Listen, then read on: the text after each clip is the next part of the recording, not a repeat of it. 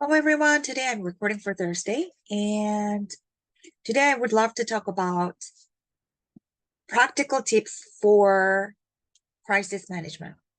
It's more of conflict management. So I think one of the biggest skills and one of the biggest tips to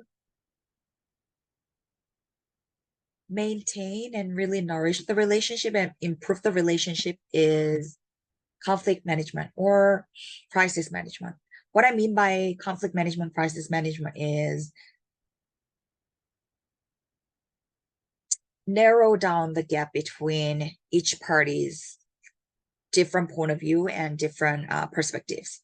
So I read this book and it was really practical. And I think because it's practical, I wanted to share this with you, and I'll read this with you. The 4 clarifying questions. The next time you are in an interpersonal conflict or confrontational with someone, ask yourself this 4 questions, okay? How is my personal belief system distorting the actual truth of the situation? Because of one's life story, because of one's thought process, because of one's bias based on their experiences throughout their life. Yeah, because of that, their thought process and their interpretation of certain people saying or interpretation of certain circumstances can be distorted because that's how they think based on their experience and based on their thought process, based on their paradigm, right? So this is very practical. Number 1 question. Number 2, how is his or her personal belief system distorting the actual truth of the situation? Number 3, what questions can I ask this person that will clarify my understanding of his version of truth or his belief system? Good, eh? So when I come across, for example, when I come across not argument, but when I come across that my opinion is different than, let's say, my A person's opinion, then I ask, what's your definition of word X?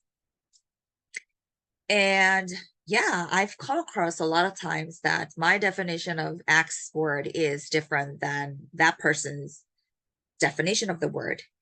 And for example, let's say, yeah. And because the definition is different, how that person is interpreting that word is definitely different, right? And that results in the distortion of the word or the situation. Number 4, what information can I give that will help her clarify her understanding of my version of the truth, my belief system? So let's say you claim that, oh, Barbara claimed and Barbara said that she helped me.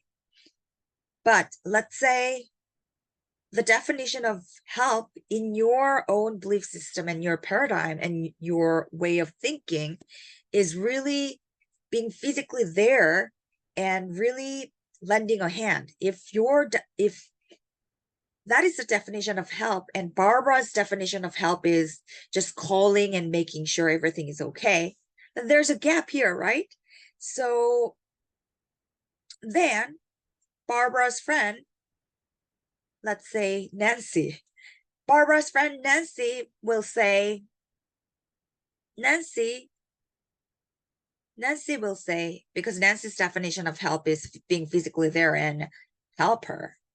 Nancy will claim, Barbara, you never help me, because Nancy's definition of help is being physically there to lend a hand. Whereas Barbara's definition of help is it's okay to just call Nancy and ask her, is everything okay?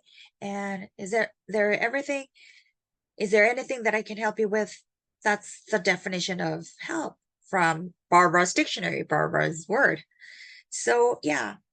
And if they are arguing because Nancy is saying, Barbara, you never helped me, or Barbara, you never helped me when I was struggling, for example, then yeah, Barbara will say, no, I help you. I called you and, I lended you a hand. What's wrong with you? Blah, blah, blah. Then they will keep arguing because their definition of help is different. Their belief system is different. Their paradigm is different. Yeah, so these are really practical questions that you can ask. As the saying goes, within conflict between you and another person, there are generally three truths: your truth, the other person's truth, and the actual truth. Really, those first two truths are just beliefs, how you think, how you believe, right? Three questions as well as a caring exchange of information, you can discover the real truth, generating understanding, respect, peace, and trust. Yeah.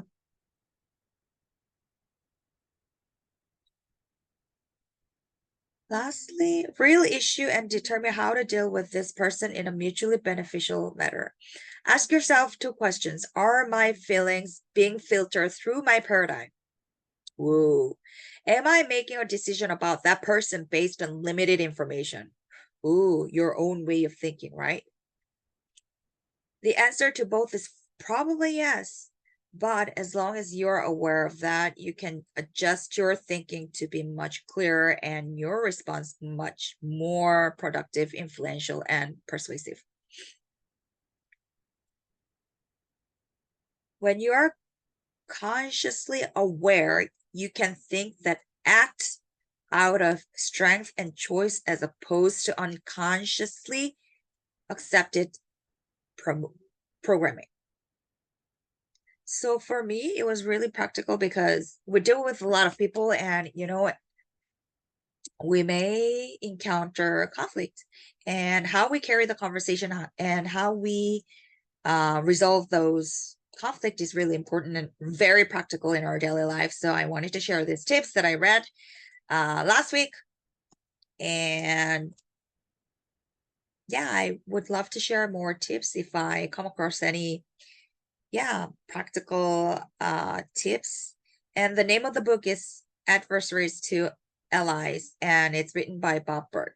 I hope it was helpful, and we'll connect next week. And thanks for following this journey and this episode and checking this out. And if you like this episode, please click the like button and also follow us on Instagram at fitwell.to.